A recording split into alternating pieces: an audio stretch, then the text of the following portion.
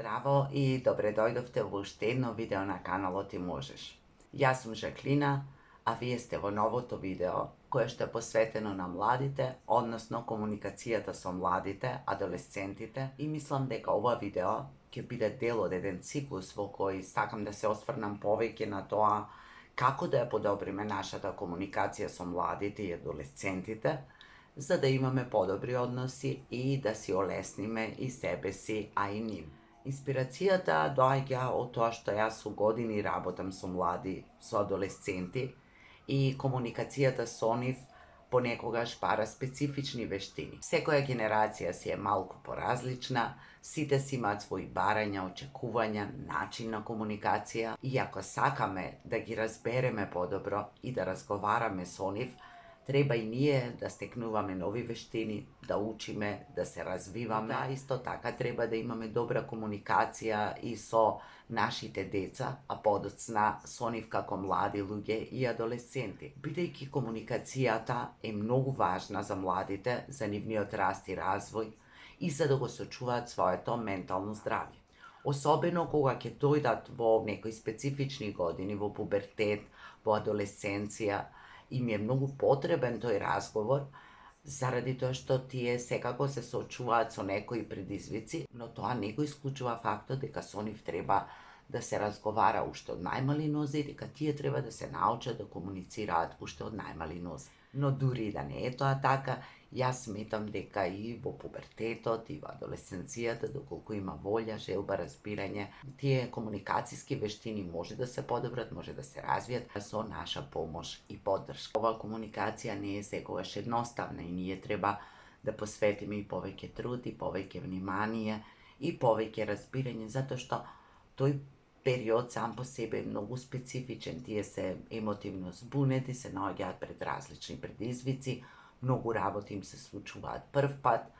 се уште им е можеби тешко да се отворат и да разговараат и поради тоа треба ние да бидеме таа поддршка, таа инспирација која ќе ги поттикнува да разговараат и да се чувствуваат дека имаат доволно доверба, дека се прифатени, разбрани за да може да разговараат со нас поискрено, поотворено и да ни се доверуваат и во оние ситуации во кои што можеби не се сигурни како ќе ги разбере. Мислам дека на оваа тема ќе снимам циклус од повеќе видеа, а темата на првото видео ќе биде зошто е важна комуникацијата со младите и како можеме да си ја олесниме. Ние во комуникацијата можеме да се соочиме со најразлични предизвици, ги немаме сите потребни вештини, знања и умења, немаме секогаш доволно време, се соочуваме со некои наши предизвици. За жал, еден дел од децата, младите, живеат во нефункционални семејства во кои има нарушени меѓучовечки односи, нарушени семејни односи или едноставно не ја развиле таа меѓусебна комуникација на едно ниво кое што може би им е потребна на младите луѓе и на адолесцентите и токму затоа треба да се обрне посебно внимание и да се вложи малку повеќе напор за тие работи полека да почнат да се менуваат. Не ми е целта да осудувам, да критикувам, туку да понудам начин или некои техники, некои алатки, некои прашања кои што можеби ќе ни помогнат во комуникацијата и да потсетам на работи кои сме ги заборавиле како резултат на одредени животни околности, но и дека никогаш не е доцна да се работи на тоа, да се подобрат тие меѓучовечки семејни односи и ние повозрастните да си признаеме дека имаме слабости, грешки, пропусти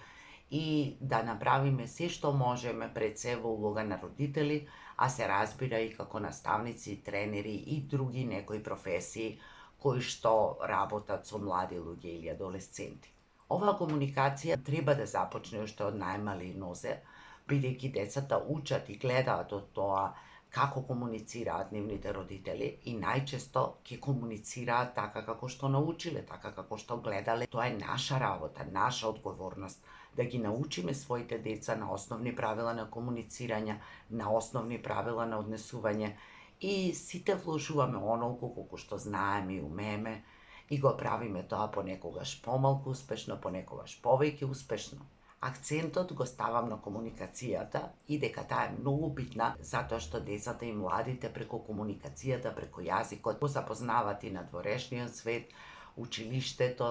учат како да комуницираат со своите другарчиња, со наставниците, со возрастните, со членовите на заедницата. И затоа е важно уште од мали нозе да се научат да комуницираат адекватно, да се обрне внимание на тоа како ние комуницираме со децата, затоа што тоа е и основа за тоа како тие ќе комуницираат утре. Дури да сме го поминале тој период на растење во една добра комуникација, понекогаш кога децата ќе станат тинејџери, адолесценти, ќе го променат своето однесување, можеби ќе се оддалечат, можеби нема секогаш да бидат расположени да комуницираат со нас, можеби ќе се затворат помалку, под влијание на нивните предизвици, на она што се случува надвор, под влијание на нивните другарчиња, на медиумите. Меѓутоа, тоа не значи дека ние не треба постојано да вложуваме напор за таа комуникација да биде здрава, секојдневна, континуирана, а не само тогаш кога младите луѓе ќе имаат некакви проблеми, предизвици, или кога ние ќе забележиме дека се однесуваат неадекватно или не така како што ние очекуваме, дека попуштиле во училиште, дека можеби не слушаат како што не слушале претходно, и затоа е најдобро да се одржува една континуирана комуникација, затоа што е подобро да се спречи отколку да се лечи, односно да се спречат различни проблеми или штети кои што може да настанат во нашата комуникација, во меѓусебниот однос или пак во нивното секојдневно функционирање. Она што е најбитно за една добра комуникација, според мене, е да бидеме присутни, да покажуваме интерес и да бидеме емпатични. Се разбира дека има и други работи кои што се битни, кои што сум ги читала и кои се потврдиле низ праксата дека е така, меѓутоа интересот, присутноста, вниманието, емпатијата е најбитно и кога сме во улога на некој кој зборува и во улога на некој кој слуша. Значи, прво и основно место во таа комуникација треба да биде нашата присутност и да покажеме дека сме присутни, да покажеме дека имаме интерес, да покажеме дека имаме разбирање. Присутноста подразбира да ги одложиме работите кои што можеби сме ги планирале, да ги оставиме настрана разните помагала, телефонот пред се, што е карактеристика на нашата комуникација во последните години, да тргнеме настрана се што може да ни привлече внимание, а не само да ги убедуваме дека да, тука сум, те слушам, а фактички тоа што го правиме не го покажува тоа. Целосна присутност значи да бидеме тука посветени, да покажеме дека активно слушаме, а тоа наше активно слушање треба да го потврдиме со изразот на лицето или пак да го вербализираме со да, те слушам, да, во ред е, да, те следам, продолжи. И е важно да ги гледаме во очи, да ги гледаме во лицето додека зборуваат, да го гледаме однесувањето, изразот на нивното тело, затоа што тоа што го гледаме на нивното лице и на нивното тело е исто така дел од комуникацијата, многу важен дел од комуникацијата, и на тој начин ќе чуеме, ќе прочитаме, ќе разбереме нешто што можеби преку зборови нема да биде кажано. Сето ова се однесува и на секојдневната комуникација, меѓутоа особено на оние разговори кои што се поврзани со некои предизвици. Освен таа наша присутност, многу битно да покажеме дека разбираме или дека се обидуваме да разбереме. Некои работи нема да ни бидат лесни за разбирање, некои ќе ги чуеме прв пат, нема да бидеме секогаш подготвени да разбереме, бидејќи постои меѓу нас голема разлика, генерацијска разлика, и затоа ако нешто не разбираме, е подобро да кажеме дека не можам да те разберам, се обидувам да те разберам, тука сум за тебе, да поставиме некои дополнителни прашања кои ќе ни помогнат да разбереме. Во никој случај да не се правиме дека разбираме, затоа што тоа се гледа на нас и затоа што тоа ќе биде неискреност од наша страна и тоа може да представува проблем за понатаму младиот човек да биде искрен со нас. И дури и кога не можеме да разбереме, ние сме возрастни луѓе и треба да се обидеме да го прифатиме дури и тоа што не го разбираме. Понекогаш не можеме се да разбереме, понекогаш не можеме се да прифатиме, бидејќи е надвор или во судир со некои наши уверувања, со некои наши вештини, со некои наши сознанија. Емоционално не сме подготвени на тоа, меѓутоа треба да се обидуваме колку што можеме повеќе да разбереме. Следно што е битно е да не правиме предпоставки, туку да прашаме. Додека ги поставуваме тие прашања, исто така треба да бидеме внимателни. Тоа да бидат прашања кои се отворени, од типот како се чувствуваш, што размислуваш, како го проценуваш ти тоа што ти се случило или што си го направил. Значи да им дадеме можност да ги изразат своите чувства, своите мисли, да направат самопроценка на ситуацијата, а не ние да им го наметнуваме тоа, затоа што тоа е наше. И се разбира дека ние можеме тоа да го кажеме некаде на крајот на разговорот, меѓутоа многу е побитно да можеме да видиме како тие се чувствуваат, што размислуваат и како ја проценуваат таа конкретна ситуација. Треба да внимаваме да не ги прекинуваме додека зборуваат, а особено не со некои наши избрзани заклучоци, не со коментари од типот ама јас ти реков, ама знаев дека така ќе биде, ама јас на твои години тоа никогаш, или споредување со некои други. Да ги слушаме внимателно, па дури да имаме потреба сето тоа да го кажеме, треба да најдеме некаков начин да го кажеме тоа многу понежно, многу поразбирливо за нив, без критика, без осуда, без некој дополнителен притисок, затоа што тие можеби веќе тоа и сами себе си го прават. Иако ќе поставуваме прашања, иако прашањата се многу битни за подобро да разбереме, не треба да значи дека ги прекинуваме, туку внимателно да слушаме, па доколку најдеме простор каде што може да поставиме прашања, да ги поставиме, а доколку не е така, треба да го чуваме тоа за крајот на разговорот, затоа што треба да разбереме дека на младите луѓе понекогаш им е многу тешко да бидат искрени, да бидат отворени, да зборуваат за себе и за тоа што им се случува или тоа што го направиле, зашто може би се осудуваат, се каат, зашто имаат грижа на совест. Особено во таквите ситуации треба да бидеме многу внимателни. Треба да се подсетиме дека и ние сме грешеле, и ние сме биле во некои ситуации кои не сме знаеле како да ги носиме, и ние сме имале потреба од помош, поддршка, разговор. И на тој начин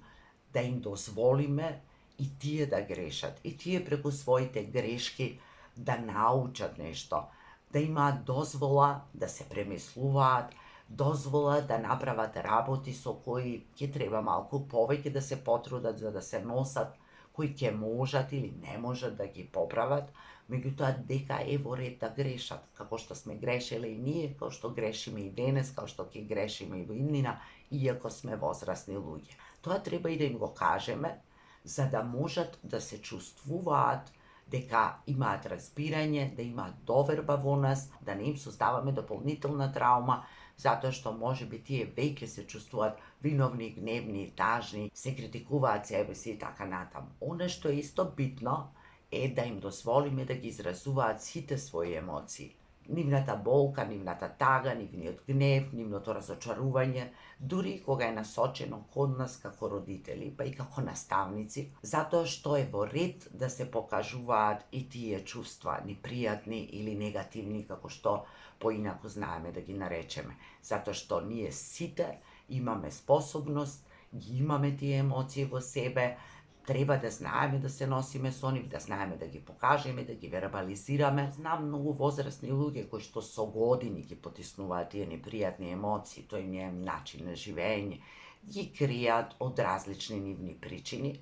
меѓутоа понекогаш знаат да избувнат, да се покажат како гнев и бес во неадекватни ситуации, токму поради тоа што долго време ги потиснувале и ги покривале. Затоа им треба на некој начин и дозвола да ги покажуваат и тие емоции кои не се секогаш пријатни, нити да се чувствуваат, нити да се покажат, нити да се изразат. Наша работа е да им помогнеме да ги вербализираат тие емоции, да ги нарекуваат со вистинско име, да можат да направат разлика почувствуват и да си дозволат себе си да чувствуват се што чувствуваат, затоа што тоа е дел од нашето растење, созревање, да ги чувствуваме сите наши чувства, независно дали се пријатни или непријатни. И многу е битно да можеш да ги покажеш, да ги изразиш, без страв дека ќе бидеш критикуван, осуден, дека си слаб, дека си различен, дека си лош и така натаму. Тоа е исто битно, да не ги осудуваме, да не ги критикуваме, се разбира дека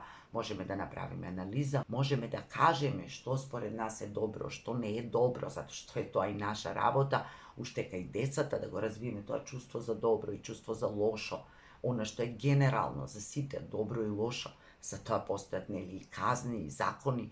за да умееме да се вклопиме во заедницата, за да се однесуваме добро со другите. Тоа не значи дека треба да ги осудуваме ако некогаш излегле од таа рамка, затоа што, како што кажав и ние возрастните, често сме го правеле тоа, го правиме ден денес, ќе го направиме и некогаш во иднина. Многу е битно да се обидеме, да им помогнеме да ги изразат тие своји чувства и да знаат дека е во ред и дека е човечки се да се чувствува и да се покаже на некој адекватен начин. Понекогаш децата и младите ги штитат своите родители, се штитат себе си да не бидат критикувани, осудувани, отфрлени, меѓутоа ги штитат и своите родители да не ги повредат и да не ги навредат, или да не ги налутат, да не ги разгневат, да не ги разочараат, да не ги растажат на крајот на криштата. Меѓутоа, наша задача, наша улога, наша работа е да можеме да го поднесеме тоа што младите ќе го направат, тоа што ќе ни го кажат, тоа што им се случува, затоа што нели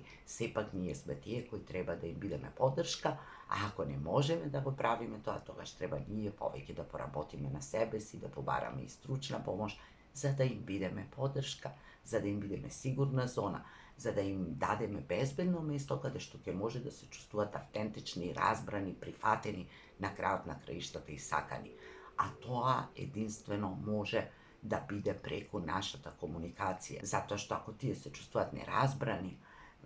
осудувани, критикувани, тогаш ќе се чувствуваат и неприфатени и несакани. А многу е битно во овие години младите луѓе да се чувствуваат сакани и прифатени. На тој начин ќе им дадеме поддршка, ќе им помагаме да појачаат својата самодоверба, ќе им покажеме дека се прифатени и ќе им покажеме какви да бидат тие во иднина со своите другарчиња, со помладите, да бидат со емпатија, со разбирање, со помалку осуда и критика и тие да бидат утре за некого сигурна зона. Се разбира дека ние возрастните понекогаш ќе се опуштиме, понекогаш ќе погрешиме, понекогаш нема да одолееме на искушението да кажеме нешто што можеби не е адекватно, ќе направиме нешто несвесно, нешто непромислено, понекогаш можеби ќе повишиме тон и борете сето тоа човечки. Треба потоа да го вербализираме тоа, да го разговараме, да им објасниме зошто ни се случило тоа, да се извиниме ако има потреба и уште еднаш ќе им дадеме дозвола на тој начин да погрешат, меѓутоа да можат да ги увидат своите грешки, да се извинат, да разговараат и да правиме се што можеме за да не ги повторуваме тие грешки. Комуникацијата е сложена работа, особено кога треба да ја обавуваме со помлади луѓе, растени во различно време, под различни надворешно влијание. Она што е најбитно е да бидеме тука за нив, да бидеме присутни, да бидеме свесни, да покажеме емпатија, да покажеме разбирање, да не осудуваме, да не критикуваме, да ги почитуваме како личности, дури кога имаме потреба да искритикуваме тоа што направили, да не ги критикуваме нив како целина, да умееме и да ги пофалиме за она што го направиле, што сметаме дека е добро и без големи очекувања дека тие секогаш ќе ги задоволат нашите очекувања, ќе можат да не разберат, затоа што понекогаш им е тешко да се разберат и себе си. Тие имаат некои очекувања кон нас, да бидеме поинакви, да ги разбереме повеќе, да живееме поинаку. Меѓутоа, ние сме различни и нормално е понекогаш да не се разбереме, нормално е да направиме се што можеме за да се разбереме, а таа разлика меѓу нас да ја искористиме за да ја збогатиме нашата комуникација, да ги подобриме нашите односи, затоа што и едното и другото има своји квалитети и носи некакви бенефити. Ви посакувам добра меѓусебна комуникација, добра комуникација со помладите, со вашите деца и со повозрасните се разбира. И ако ова видео сметате дека некому може да му помогне или да му послужи, споделете го. Ви благодарам што ги следите моите видеа. Ставете лајк ако ви се допаѓа ова видео, погледнете ги старите видеа, приклучете се на каналот или притиснете го звончето subscribe и со некое ново видео, најверојатно како продолжение на ова, на истата тема, се гледаме наскоро.